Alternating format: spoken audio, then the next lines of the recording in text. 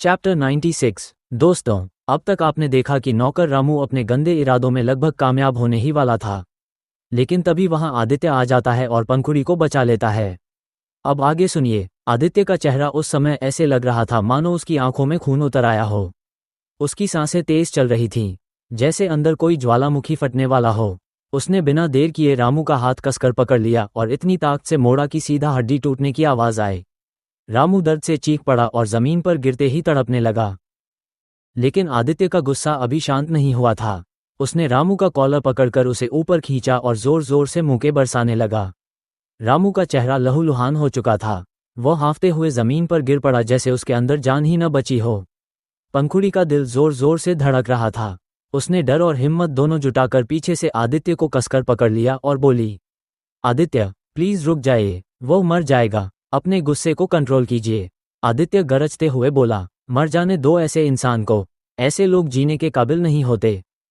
पंखुड़ी ने उसका चेहरा पकड़ते हुए कहा, नहीं आदित्य, आप अपने हाथों में कानून मत लीजिए, मैं ठीक हूँ, देखिए आपकी पंखुड़ी बिल्कुल ठीक है। उसकी बात सुनते ही आदित्य ने अपनी आंखें बंद कर ली और गहरी सांस ली। अपने गुस्से को दबाने के लिए उसने तुरंत पंखुड़ी को कसकर अपनी बाहों में भर लिया। फिर बाहर खड़े बॉडीगार्ड्स को इशारा किया और आदेश दिया, इसे उठाकर डार्क पैलेस में ले जाओ अभी। गार्ड्स तुरंत रामू को घसीट कर ले गए। अब आदित्य ने देखा कि पंखुड़ी उसकी बाहों में कांप थी। उसके कपड़े फटे हुए थे और वह बार बार खुद को संभालने की कोशिश कर रही थी। आदित्य ने बिना कुछ कहे उसे ब्राइडल स्टाइल में उठा लिया और धीरे धीरे कमरे तक ले आया। रूम में पहुंचकर उसने पंखुड़ी को बेड पर बैठाया, दरवाज़ा बंद किया और उसके पास घुटनों के बल बैठकर उसका ठोड़ी उठाई। उसकी आंखों में गिल्ट साफ झलक रहा था। पंखुड़ी, मुझसे माफ़ी चाहिए, मेरे घर में मेरी मौजूदगी में तुम्हारे साथ ये सब हुआ। यह मेरी ही लापरवाही थी कि ऐसे इंसानों को यहाँ काम करने दिया। पंखुड़ी ने तुरंत उसके हाथ पकड़ लिए और बोली, नहीं आदित्य, इसमें तुम्हारी कोई गलती नहीं, ये सब शायद मेरी किस्मत में लिखा था, लेकिन तुम समय पर आए और मुझे बचा लिया, यही मेरे लिए सबसे बड़ी बात है। आदित्य ने गहरी सांस लेकर उसे सीने से लगा लिया। उसके मन में राखी जी को लेकर गुस्सा उबल रहा था। कल इस गलती का हिसाब देना ही पड़ेगा। कुछ देर बाद आदित्य ने पंखुड़ी से कहा, जाओ कपड़े बदल लो। पंखुड़ी चुपचाप उठकर कपड़े बदलने चली गई। आदित्य का गुस्सा अब भी शांत नहीं हुआ था। उसने बालकनी में जाकर एक सिगरेट जलाया और धुएं में अपनी बेचैनी उड़ाने की कोशिश करने लगा। करीब 10 मिनट बाद बाथरूम का दरवाज़ा खुला। आदित्य ने तुरंत सिगरेट बुझाई और अंदर आया। पंखुड़ी अब नाइट ड्रेस में थी। वह हल्की सी मुस्कान देने की कोशिश कर रही थी, लेकिन उसके चेहरे पर डर साफ नजर आ रहा था। आदित्य ने धीरे से उसका हाथ थामा और उसे बेड पर ले आया। उसने पंखुड़ी को अपनी बाहों में कसकर पकड़ लिया, मानो वादा कर रहा हो कि अब उसके साथ कुछ भी बुरा नहीं होने देगा। पंखुड़ी ने आदित्य की बाहों में खुद को बेहद सुरक्षित महसूस किया और कुछ ही देर में उसकी आंखें बंद हो गईं। वह गहरी, शांत नींद में सो गई। दोस्तों, आपने देखा कि कल रात क्या तूफान आया था। पंखुड़ी तो सो चुकी थी, लेकिन आदित्य की बेचैनी अभी भी जिंदा थी। वह धीरे से बिस्तर से उठा और रूम से बाहर चला गया। गुस्से और दर्द का सैलाब उसके अंदर उबल रहा था। डार्क पैलेस जाकर रामू का हाल बेहाल कर देना चाहता था, पर अपनी मासूम पंखुड़ी को अकेला छोड़ना उसे गवारा नहीं था। गुस्से को दबाने के लिए आदित्य उस अटैच्ड रूम में गया, जहां अलमारी में ढेर सारी वाइन और बियर बॉटल्स रखी हुई थीं। वो चुपचाप एक टेबल पर बैठ गया और गिलास में शराब डालकर पीने लगा। हर सीप में वो अपने गुस्से, अपने दर्द को डुबोने की कोशिश कर रहा था। करीब 2-3 घंटे तक वह वहीं पर बैठा रहा। उसके बाद धीरे से वापस बेडरूम में आया और पंखुड़ी के बाजू में लेट गया। सूर्यास्त अगली सुबह। धीरे धीरे पंखुड़ी की आंखें खुलीं। उसने देखा कि आदित्य उसके बाजू में लेटा हुआ था। उस वक्त उसका चेहरा बेहद इनोसेंट और क्यूट लग रहा था। पंखुड़ी मुस्कुराई, धीरे से झुककर उसके गालों पर किस किया और फिर उसके माथे पर भी एक प्यारा सा किस रख दिया। फिर धीरे से वॉशरूम चली गई। आदित्य ने उस स्पर्श को महसूस किया था। जैसे ही उसके नम होंठ उसके गालों को छू कर गए, आदित्य के चेहरे पर भी एक हल्की सी मुस्कान आ गई। वो फिर से आंखें बंद करके सो गया। करीब आधे घंटे बाद पंखुड़ी नहा धोकर बाहर आई। उसने येलो साड़ी पहनी हुई थी। गीले गीले बाल उसके कंधों पर गिर रहे थे। हल्का फुल्का मेकअप, बिंदी और कांच की चूड़ियां, वह बेहद खूबसूरत लग रही थी। तैयार होकर वह नीचे उतर रही थी। जैसे ही उस जगह से गुजरी जहां पिछली रात रामू ने उसे छूने की कोशिश की थी, उसके कदम एक पल को रुक गए। चेहरा हल्का सा डर और कसक से भर गया। तभी पीछे से दादी माँ की आवाज़ आई, अरे पंखुड़ी, वहाँ क्यों रुक गई, नीचे आओ। पंखुड़ी ने खुद को संभाला और नीचे आकर दादी माँ के साथ मंदिर में चली गई। दोनों ने मिलकर पूजा की तैयारी की और थोड़ी देर पूजा अर्चना भी की। फोल्डेड हैंड्स पूजा के बाद दोनों सोफे पर बैठकर गपशप करने लगे। दादी माँ के साथ बातें करते हुए पंखुड़ी बहुत खुश थी। थोड़ी देर बाद वह किचन में चली गई नाश्ते की तैयारी करने। तभी हिमांशु हंसते हुए अंदर आया और बोला, दादी माँ, आपने मुझे रात भर मिस तो नहीं किया? मैंने कहा था ना जल्दी आ जाऊंगा, तो देखिए जल्दी आ गया। फिर वो जोर से बोला, भाभी प्लीज़ मेरे लिए एक कॉफ़ी भेज दीजिए। कुछ देर बाद पंखुड़ी कॉफ़ी लेकर आई। उसने कप हिमांशु को दिया और उसके बालों को सहलाते हुए बोली, जल्दी से कॉफ़ी पीकर फ्रेश हो जाइए, नाश्ता रेडी है। हिमांशु मुस्कुराया और बोला, ठीक है भाभी, मैं ऊपर जाकर पी लेता हूँ। फिर वो ऊपर चला गया। करीब 20 मिनट बाद दोनों भाई आदित्य और हिमांशु साथ में नीचे आए। सब लोग डाइनिंग टेबल पर नाश्ता करने लगे। नाश्ते के दौरान हिमांशु ने फिर से पंखुड़ी की तारीफ कर दी।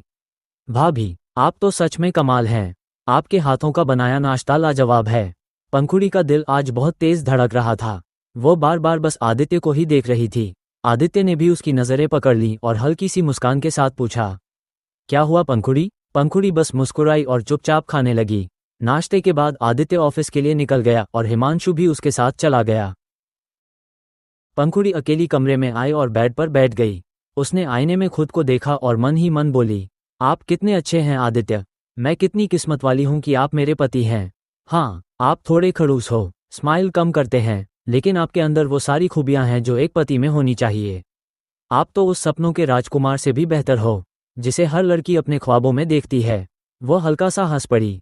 फिर मन ही मन सोचने लगी, मुझे आदित्य के लिए कुछ करना चाहिए, कुछ ऐसा जिससे उन्हें पता चले कि मैं उनसे कितना प्यार करती हूँ। क्लैपबोर्ड। तो दोस्तों, आपको क्या लगता है पंखुड़ी आदित्य के लिए क्या करने वाली है? जानने के लिए सुनते रहिए आपकी favourite story the cruel billionaire love an innocent girl का अगला चैप्टर 97। दोस्तों, अब तक आपने सुना कि पंखुड़ी ने मन ही मन तय कर लिया था कि वह आदित्य के लिए कुछ खास करने वाली है। अब आगे सुनिए चेरी ब्लॉसम पंखुड़ी की तैयारी। सुबह से ही पंखुड़ी का दिमाग उसी सरप्राइज की प्लानिंग में लगा था। आज शाम को मैं आदित्य को एक अलग अंदाज में सरप्राइज दूंगी, यही ख्याल उसके चेहरे पर चमक ला रहा था। दोपहर के करीब 2 बज चुके थे। उसने घड़ी की तरफ देखा और कहा, मुझे 1 घंटे में कोचिंग के लिए निकलना है और उसके बाद आकर सारी फाइनल तैयारी करनी होगी। वो जल्दी जल्दी रेडी होने लगी। आज उसने ग्रीन कलर का फुल लेंथ अनारकली ड्रेस पहना। उसके गीले से बाल और हल्की सी चूड़ियां उसे बेहद प्यारा बना रही थीं। दादी माँ का आशीर्वाद लेकर वो अपनी गाड़ी से कोचिंग चली गई। Open book coaching scene. Pankhuri अपनी दोस्त का बहुत देर से इंतजार करती रही, लेकिन वह नहीं आई। उसका मन थोड़ी देर उदास हुआ, पर फिर उसने सोचा, कोई बात नहीं, मुझे आज अपनी लाइफ का सबसे बड़ा सरप्राइज देना है। शाम के लगभग 7 बजे वह वापस रॉय पैलेस लौट आई। जैसे ही अंदर दाखिल हुई, दादी माँ वहीं बैठी हुई थीं। पंखुड़ी ने उन्हें देखकर प्यारी सी स्माइल दी और फिर अपने रूम की तरफ बढ़ गई। High voltage scene shift. Aditya. उधर आदित्य इस वक्त ऑफिस में नहीं, बल्कि अपने डार्क पैलेस में था। उसके सामने वही आदमी था, रामू, जिसका अब अस्तित्व मिट चुका था। आदित्य ने उसे अपने खौफनाक अंदाज में अपने पालतू जानवरों के हवाले कर दिया था। उसकी आंखों में अब भी गुस्से की ज्वाला थी। जो भी मेरी पंखुड़ी को छूने की कोशिश करेगा, उसका अंजाम यही होगा, उसने मन ही मन कसम खाई। इसके बाद वो ऑफिस पहुंचा और अपने बाकी के कामों को निपटाने में लग गया। लेकिन उसके दिल और दिमाग में बस एक ही ख्याल था, आज मुझे जल्दी घर जाना है, पंखुड़ी मेरा इंतजार कर रही होगी। वो बार बार अपने फ़ोन को देखता कि कहीं पंखुड़ी का कॉल तो नहीं आया। उसे याद आया, कल रात पंखुड़ी का फ़ोन आया था पर वह उठा नहीं पाया था। आदित्य की एक आदत थी, वर्कहोलिक हीरो की तरह काम में खो जाना। लेकिन आज उसका दिल कह रहा था कि फैमिली को भी समय देना ज़रूरी है। आदित्य रिटर्न्स। रात के करीब 10 बजे उसने अपनी जैकेट उठाई और ऑफिस से निकल गया। अपनी लग्जरी कार में बैठा और ड्राइवर को कहा, चलो पैलेस। करीब आधे घंटे में गाड़ी रॉय पैलेस के दरवाजे पर रुकी। आदित्य बाहर उतरा। महल एकदम सुनसान था। उसने सोचा, इस वक्त तक दादी माँ तो सो चुकी होंगी और पंखुड़ी शायद अपने कमरे में होगी। वो सीधा अपने बेडरूम की तरफ गया, लेकिन अंदर पहुंचकर देखा, पंखुड़ी वहां नहीं थी। उसका दिल जोर से धड़क उठा। पंखुड़ी कहाँ गई? वो तुरंत बाहर निकलने ही वाला था कि तभी उसकी नज़र पड़ी। प्रेम पत्र the surprise note. Dressing table के मिरर पर एक नोट चिपका हुआ था। आदित्य ने नोट उठाया और पढ़ा। चेहरे पर हल्की सी मुस्कान आ गई। वो अलमारी की तरफ गया और देखा, वहां एक वाइट कलर की शर्ट और एक लूज पैंट नीटली टंगी हुई थी। आदित्य ने बिना देर किए वो कपड़े पहने। जैसे ही उसने आईने में खुद को देखा, वो बेहद स्मार्ट और सेक्सी लग रहा था। वहीं अलमारी के अंदर उसे एक और छोटा सा मैसेज मिला, आदित्य, टेरेस पर आओ। One climax. अब आदित्य बिना वक्त गंवाए सीधा टेरेस की तरफ बढ़ गया। उसके कदमों में उत्सुकता थी, दिल में एक्साइटमेंट और दिमाग में बस एक ही सवाल, मेरी पंखुड़ी ने आखिर मेरे लिए क्या सरप्राइज प्लान किया है। क्लैपबोर्ड। तो दोस्तों, आगे क्या होगा टेरेस पर? पंखुड़ी ने क्या खास तैयारी की है आदित्य के लिए? जानने के लिए सुनते रहिए आपकी फेवरेट कहानी the cruel billionaire love an innocent girl का अगला धमाकेदार चैप्टर। चैप्टर 98। दोस्तों, अब तक आपने सुना कि पंखुड़ी आदित्य को एक सरप्राइज देना चाहती थी और आदित्य भी अब टेरेस की तरफ उसी सरप्राइज को देखने जा रहा था। अब आगे सुनिए। हवा में ठंडक थी। ऊपर आसमान में चांद बादलों के बीच से झांक रहा था। आदित्य धीरे धीरे सीढ़ियां चढ़ रहा था। हर कदम के साथ उसकी धड़कनें तेज हो रही थीं। उसके मन में सिर्फ एक सवाल था, आखिर पंखुड़ी ने टेरेस पर क्या किया होगा? उसने टेरेस का गेट खोला। Camera, wide shot. अचानक पूरा टेरेस चमक उठा।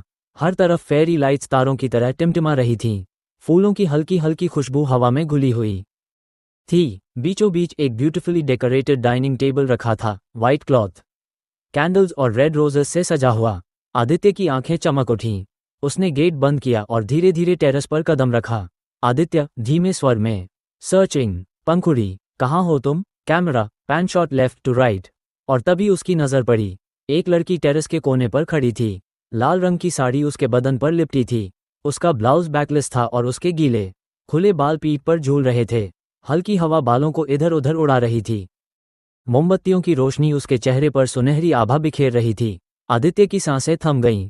उसने हल्के से मुस्कुराकर खुद से कहा, ये तो मेरी पंखुड़ी है। उसके कदम खुद ब खुद उसकी तरफ बढ़ने लगे। हर कदम के साथ उसकी नजरों में सिर्फ पंखुड़ी ही थी। आदित्य पीछे से उसके और करीब आया। धीरे से उसने अपनी बाहें उसकी पतली कमर के चारों ओर लपेट लीं। पंखुड़ी हल्के से कांपी, लेकिन उसके होठों पर मुस्कान आ गई। आदित्य, फुसफुसाते हुए, कानों के पास, आज क्या करने की कोशिश है?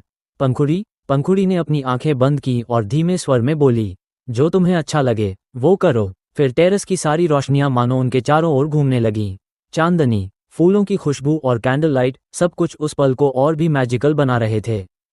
पंखुड़ी धीरे धीरे पलटी। उसकी नजरों ने आदित्य की आंखों को पकड़ा और दोनों के बीच एक पल के लिए समय थम सा गया। वो बेहद खूबसूरत लग रही थी। माथे पर छोटी सी लाल बिंदी उसकी मासूमियत को और निखार रही थी। गले में एक छोटा सा मंगलसूत्र था, जिस पर ए लिखा चमक रहा था।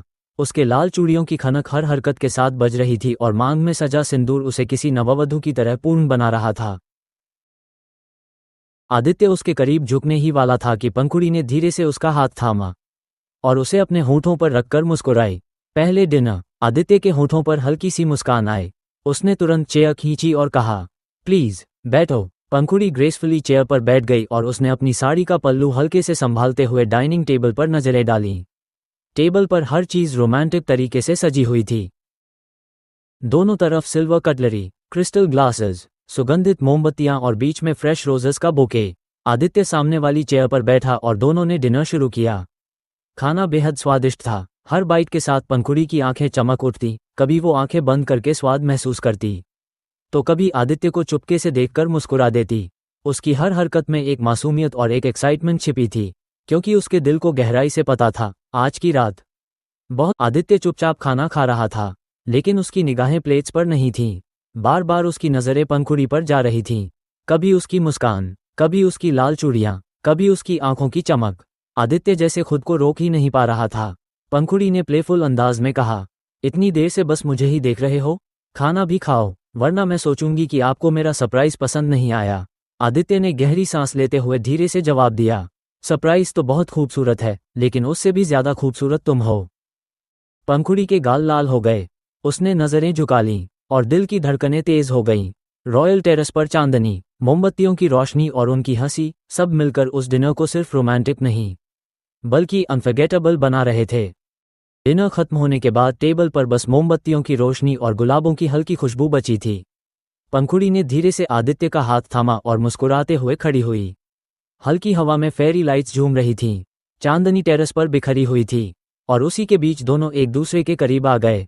आदित्य ने एक पल उसे देखा, फिर उसके हाथ कसकर थाम लिए। धीरे धीरे दोनों डांस करने लगे।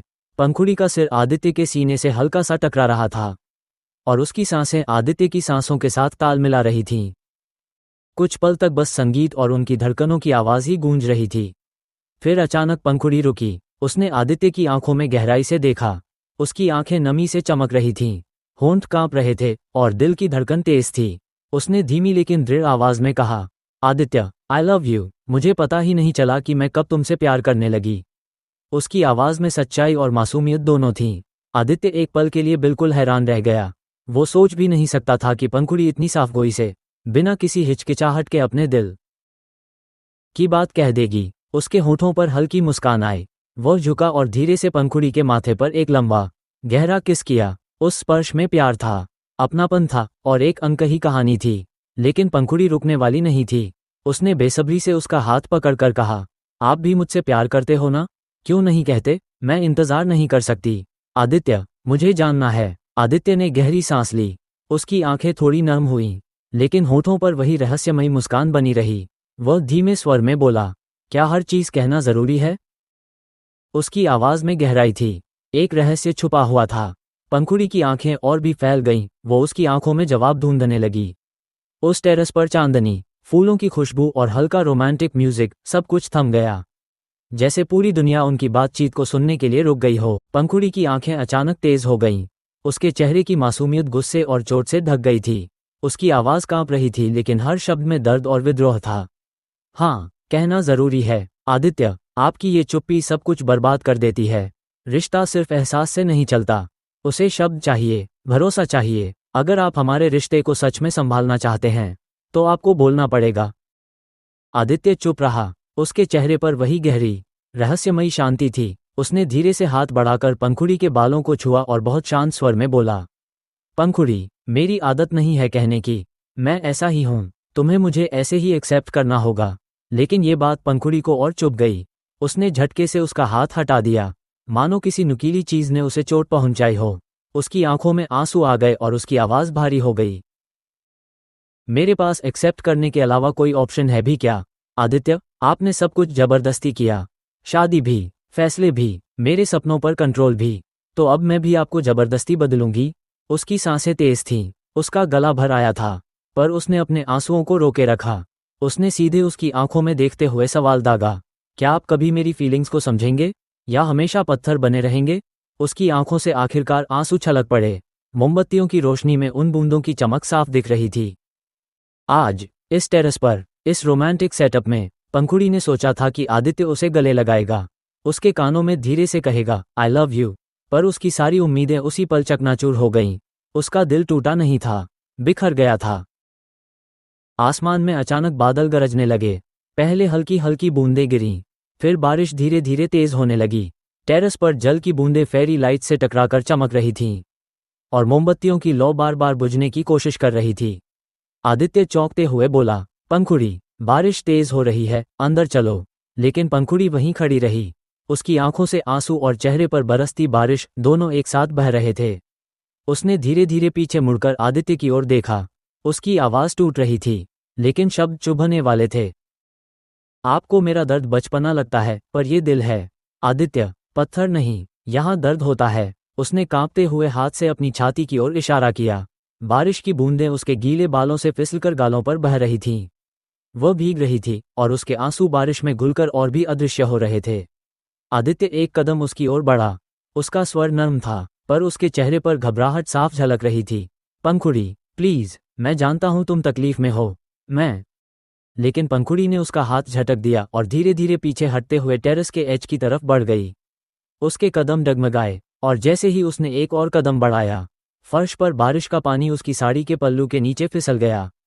पलक झपकते ही उसका पैर फिसला। वो संतुलन खोकर गिरने ही वाली थी। पंखुड़ी, आदित्य चीख पड़ा। वो दौड़ा और बिजली की तेज चमक के साथ ही उसने उसकी कमर पकड़ ली। उसने पूरी ताकत से पंखुड़ी को अपनी तरफ खींचा और अपनी मजबूत बाहों में थाम लिया। पंखुड़ी की सांसें अटक गईं। उसके चेहरे से बारिश की बूंदें टपक रही थीं और उसकी आंखें डर से फैल गई थीं। आदित्य का चेहरा उसके बिल्कुल करीब था। उसकी सांसें भी तेज थीं, पर आंखों में सिर्फ एक ही भाव था, चिंता और प्यार। उसने फुसफुसाकर कहा, पंखुड़ी, मैं तुम्हें कभी गिरने नहीं दूंगा। उसकी पकड़ इतनी मजबूत थी कि मानो वो उसे दुनिया से भी छुपा लेगा। To be continued. अब क्या होगा? क्या पंखुड़ी का गुस्सा और दर्द आदित्य को बदल पाएगा, या उनकी दूरी और बढ़ेगी? जानने के लिए सुनते रहिए one the cruel billionaire love an innocent girl 1 gulab chapter 99। दोस्तों, अब तक आपने देखा कि पंखुड़ी के सारे सपने बिखर गए थे। उसका दिल टूट चुका था। अब आगे सुनिए। आदित्य की मजबूत बाहों में पंखुड़ी थमी हुई थी। बारिश की बूंदें अब दोनों के चेहरे पर टपक रही थीं, और टेरेस पर रोशनी हल्की हल्की झिलमिला रही थी। पंखुड़ी की बड़ी बड़ी आंखें सीधे आदित्य को देख रही थीं। उन आंखों में सवाल था, उम्मीद थी, और साथ ही एक जिद भी। उसकी आंखें जैसे कह रही हों, आज चाहे कुछ भी हो जाए, आदित्य को आई लव यू कहना ही पड़ेगा। उसने मन ही मन ठान लिया था, अगर आज उन्होंने ये नहीं कहा तो मैं ये टेरेस छोड़कर नहीं जाऊंगी। शायद हमेशा के लिए उनके दिल से भी दूर चली जाऊं। धीरे धीरे बैकग्राउंड में रोमांटिक म्यूजिक गूंजने लगा। संगीत की हर धुन उसके दिल की धड़कनों से मेल खा रही थी। पंखुड़ी ने हल्की मुस्कान दी और अपनी अदाओं से आदित्य को छेड़ने लगी।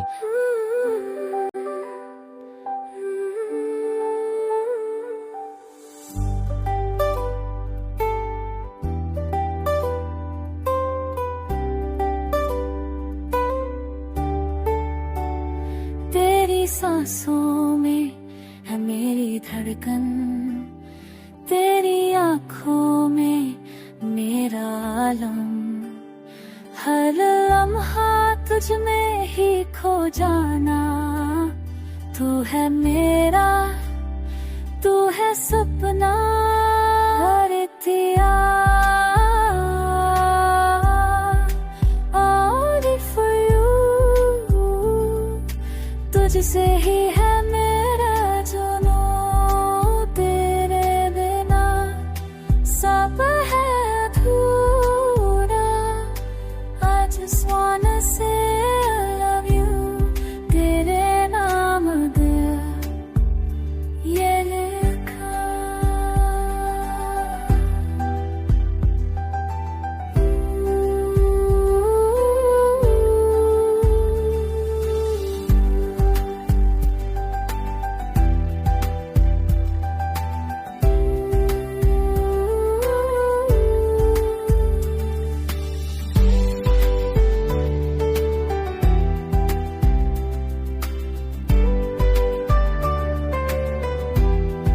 कभी वो उसके सीने से और करीब से मट जाती, कभी उसकी पलकों के नीचे से उसे देखती और फिर शर्माकर नजरें झुका लेती।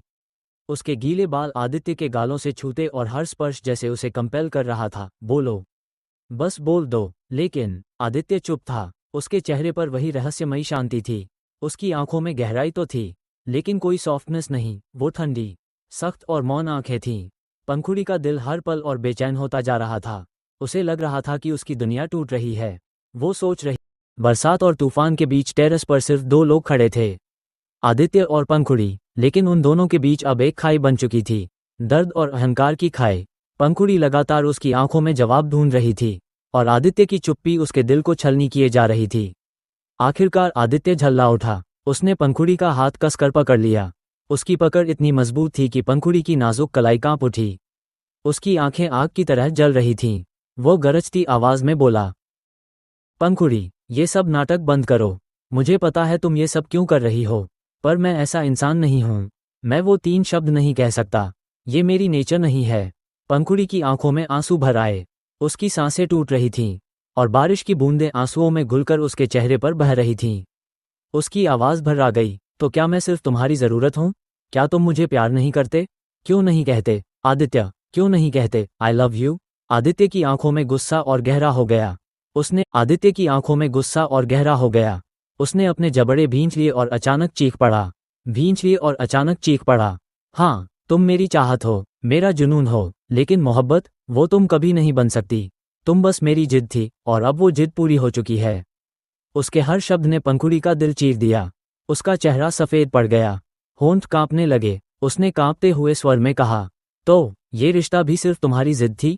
तुम्हें मेरा जिस्म चाहिए था, और अब जब तुम्हें सब मिल गया तो तुम्हें और कुछ नहीं चाहिए, है ना? ये सुनकर आदित्य की सांसें थम गईं। उसने अपनी आंखें कसकर बंद कर लीं। उसकी नथुनें फूल रही थीं, उसकी मुठियां इतनी जोर से भींची हुई थीं कि नाखून हथेली में धंस गए। वो एक कदम आगे आया। उसने पंखुड़ी के दोनों कंधे पकड़ लिए और जोर से हिलाया। उसकी आंखें अब लाल थीं और वो गरजते हुए बोला, कैसे हिम्मत हुई मेरी नीयत पर शक करने की? पंखुड़ी का पूरा शरीर कांप उठा।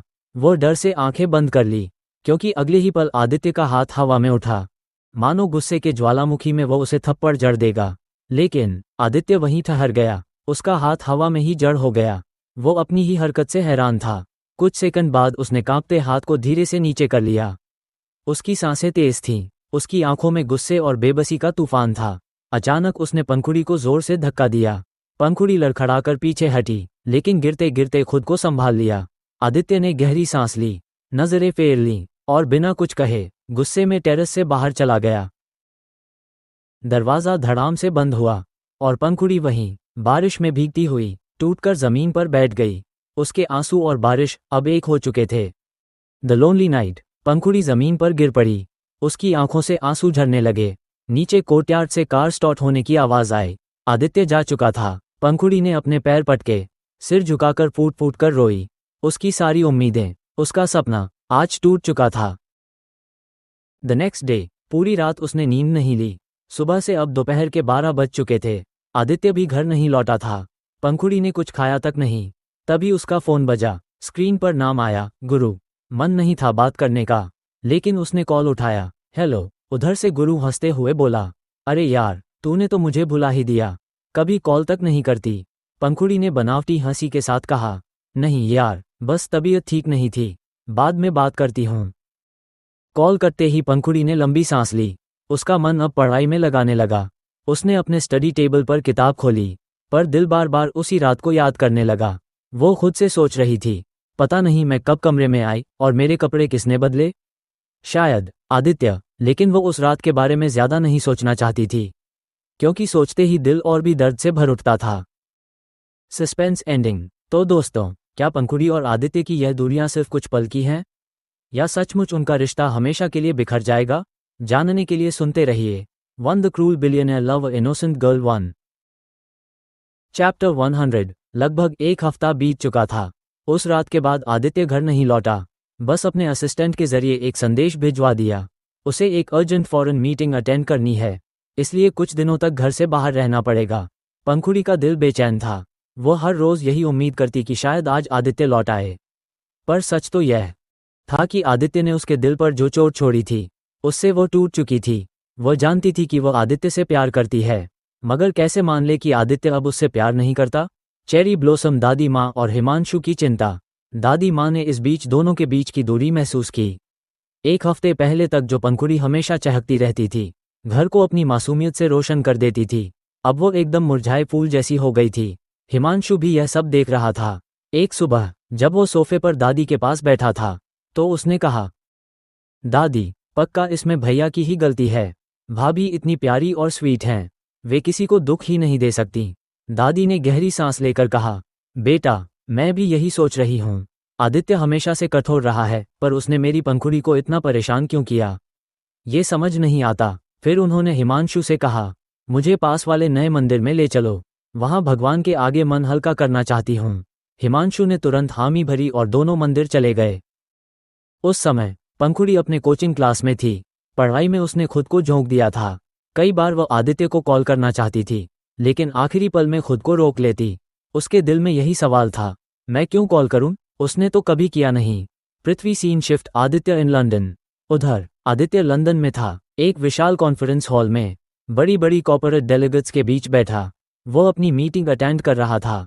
चेहरे पर वही कठोरता थी, लेकिन भीतर से उसका मन बेहद उथल पुथल में था। मीटिंग खत्म होते ही वो अपने ब्रांच ऑफिस के कैबिन में आ गया। थोड़ी देर पेपरवर्क करने के बाद अचानक दरवाजे पर नॉक हुआ। कम इन, आदित्य ने कहा। अंदर उसका असिस्टेंट राहुल दाखिल हुआ। सर, मिस्टर जैक्सन आपसे मिलना चाहते हैं। वे अपने साथ अपनी बेटी भी लाए हैं। आदित्य का मन तो मिलने का नहीं था, लेकिन मिस्टर जैक्सन उसके बहुत पुराने बिजनेस पार्टनर थे। मजबूरी में उसने हाँ कहा। Briefcase the entry of Jacqueline. Mister Jackson कमरे में दाखिल हुए। उनके साथ उनकी बेटी जैकलिन थी, लगभग 25 साल की। Slim figure, elegant one piece dress और हाई हील्स में बेहद क्लासी और प्रोफेशनल दिख रही थी। Hello my son, mister Jackson ने गर्मजोशी से हाथ मिलाया। आदित्य ने हल्की सी मुस्कान के साथ ग्रीट किया। फिर मिस्टर जैक्सन ने जैकलिन की ओर इशारा किया। Meet my daughter Jacqueline. Jacqueline ने ग्रेसफुल अंदाज में आदित्य को हाथ हिलाकर ग्रीट किया। आदित्य ने भी सिर झुकाकर हल्का सा स्माइल किया। The invitation. कुछ देर बिजनेस की बातें करने के बाद मिस्टर जैक्सन ने कहा, आज हमारी कंपनी के 100 साल पूरे हो रहे हैं। मेरे दादाजी ने इसे शुरू किया था और अब हम इसे और ऊंचाइयों तक ले आए हैं। आज रात हमारे घर पर ग्रैंड सेलिब्रेशन है। You must join us. Aditya ने पोलाइट होकर जवाब दिया। मैं कोशिश करूंगा। मिस्टर जैक्सन उठ खड़े हुए। जैकलिन भी उनके साथ बाहर चली गई। लेकिन जाते जाते जैकलिन ने आदित्य पर एक लंबी नज़र डाली और उसके होठों पर हल्की सी तिरछी मुस्कान थी। मानो मन ही मन सोच रही हो, इतना हैंडसम इंसान एक दिन मेरा होगा। दिल टूटना। आदित्य's इनर कॉन्फ्लिक्ट। मिस्टर जैक्सन और जैकलिन के निकल जाने के बाद आदित्य अपने कैबिन में अकेला रह गया। उसने गहरी सांस ली। उसका मन बार बार पंखुड़ी को कॉल करने को कह रहा था, लेकिन फिर उसकी ही आवाज़ उसके दिमाग में गूंज उठती। तुम बस मेरी जिद थी, मेरी चाहत, मोहब्बत नहीं। आदित्य अपने हाथों की ओर देखता है। उस हाथ पर अब भी पट्टी बंधी हुई थी। मन ही मन कहता है, इस हाथ ने कैसे हिम्मत की कि उस पर उठ जाए। सज़ा मिलनी चाहिए इसे, और मैं खुद को सज़ा दे रहा हूँ। उससे दूर रहकर उसकी आंखों में पहली बार गिल्ट और दर्द साफ झलक रहा था। हाँ, आदित्य के दिल में भी पंखुड़ी के लिए प्यार था, लेकिन वो उसे मान क्यों नहीं पा रहा था? क्यों शब्दों में पिघल नहीं पा रहा था? Clap about suspense ending. तो दोस्तों, क्या आदित्य कभी अपने दिल की बात पंखुड़ी से कह पाएगा, या जैकलिन की एंट्री उनकी जिंदगी में कोई नया तूफान ला देगी? जानने के लिए बने रहिए। One the cruel billionaire love an innocent girl 1। Hello दोस्तों 1। आज आप सबके प्यार और सपोर्ट की वजह से मेरी स्टोरी के पूरे 100 एपिसोड्स पूरे हो गए हैं। ये सफ़र आपके बिना नामुमकिन था, इसलिए दिल से धन्यवाद फोल्डेड हैंड्स कि आपने हर एपिसोड को इतना प्यार और सपोर्ट दिया। आशा करता हूँ कि आने वाले चैप्टर्स में भी आप अपना यही साथ और ढेर सारा प्यार देते रहेंगे। तो मिलते हैं दोस्तों नेक्स्ट चैप्टर में, जो बहुत जल्दी आपके सामने आएगा। तब तक उंगली से दाहिनी ओर इशारा इस वीडियो को लाइक थम्स अप का चिन्ह, उंगली से दाहिनी ओर इशारा और चैनल को सब्सक्राइब बेल करना ना भूलें ताकि आप मेरी अगली स्टोरीज सबसे पहले देख सकें। चमकता दिल, स्टे कनेक्टेड, स्टे लविंग।